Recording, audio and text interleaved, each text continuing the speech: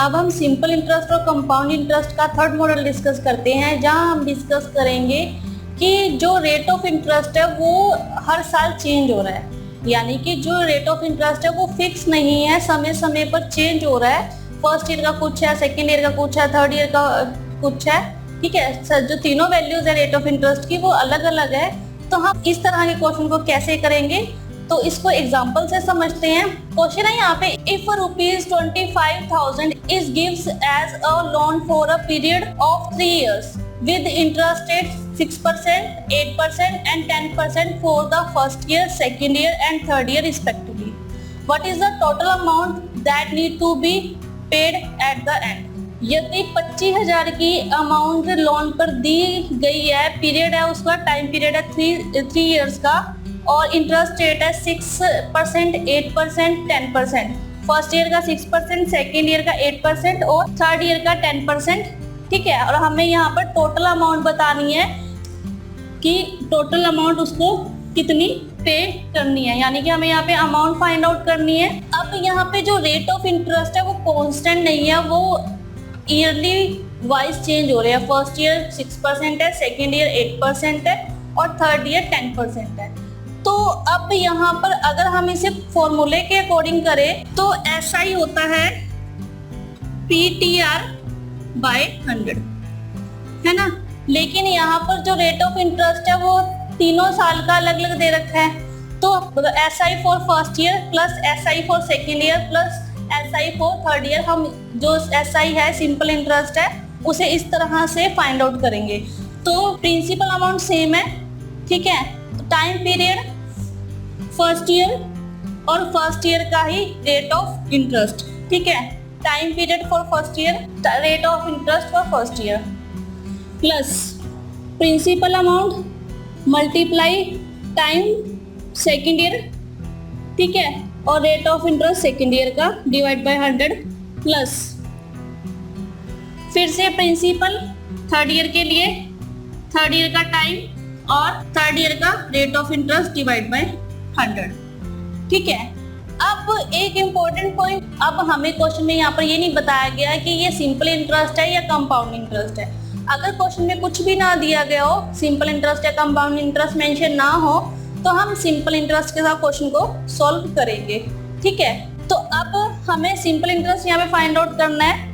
तो simple interest first year का, second year का और थर्ड ईयर, तो अगर हम इसमें से P कॉमन ले लें तो ये बनेगा फर्स्ट ईयर और फर्स्ट ईयर का rate of interest divide by 100 plus second year और सेकेंड ईयर का rate of interest divide by 100 plus third year और थर्ड ईयर का rate of interest divide by 100, ठीक है। और अगर हम यहाँ पे इसकी वैल्यू सब्स्टिट्यूट करें तो ये 25,000 प्रिंसिपल अमाउंट 25,000 है क्योंकि यही अमाउंट लोन पर दी गई है, ठीक है।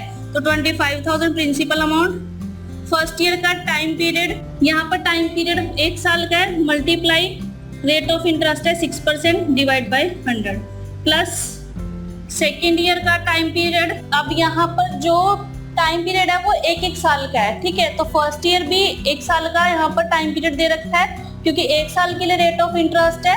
सेकेंड ईयर के लिए रेट ऑफ इंटरेस्ट है 8% divide by 100 plus third year के लिए जो टाइम पीरियड है वो भी 1 साल है, multiply rate of interest 10 divide by 100, ठीक है। तो अगर हम इसको सिंप्लीफाई करें तो 25,000 6/100 प्लस 8/100 प्लस 10/100, ठीक है। तो 25,000 अगर हम इसे प्लस करें तो 100 आएगा एलसीएम और ऊपर आएगा 24। तो अगर हम इसको सिंप्लीफाई करें तो 20 कैंसल आउट और 250 को 24 से मल्टीप्लाई करेंगे तो ये आएगा 6,000 रुपीज, यानी कि उसे 25,000 पर जो इंटरेस्ट है वो पे करना है 6,000 रुपीज। अब हमसे क्वेश्चन में टोटल अमाउंट पूछी गई है। हमें पता है टोटल अमाउंट होता है प्रिंसिपल प्लस सिंपल इंटरेस्ट।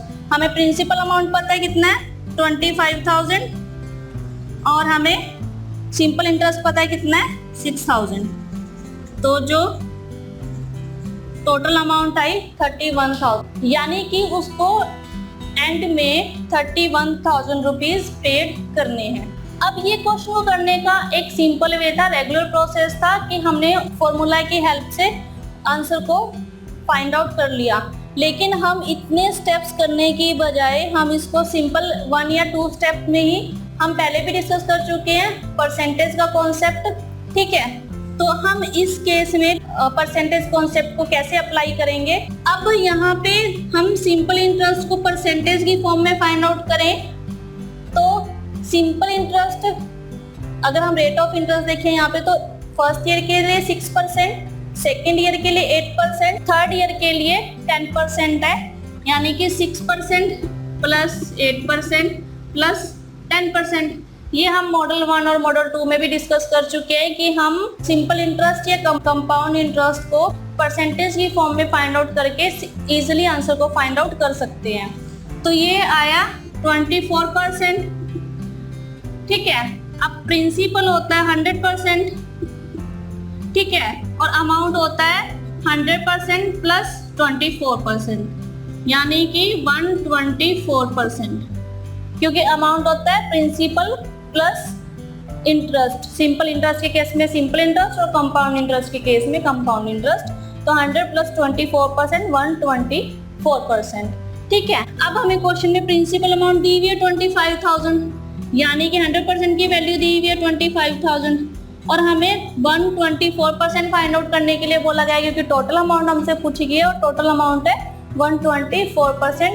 अगर हम इसे क्रॉस मल्टीप्लाई करें तो अमाउंट आएगी 25,000 मल्टीप्लाई 124 डिवाइड बाय 100, तो कैंसिल आउट होकर ये आएगा 31,000, ठीक है। तो टोटल अमाउंट हमारे पास यहाँ पर सिंपल 1 या 2 स्टेप से ही हमने आंसर को फाइंड आउट कर लिया 31,000। तो आप भी इतने स्टेप्स लिखने की बजाय स्मार्ट टेक्निक्स का यूज करें, ताकि आपके पास जो पेपर में टाइम है वो सेफ रहे, कहीं ना कहीं आप उस टाइम को और क्वेश्चन पे भी स्पेंड कर सको। सिंपली हमें देखना है कि कौन से परसेंटेज की वैल्यू दे रखी है और कौन सी हमने फाइंड आउट करनी है। क्रॉस मल्टीप्लाई करके आप इजीली आंसर को फाइंड आउट कर सकते हैं। तो सिंपली परसेंटेज के कॉन्सेप्ट के साथ जाइए ताकि आप 1 और 2 स्टेप्स में ही क्वेश्चन को सॉल्व कर पाए।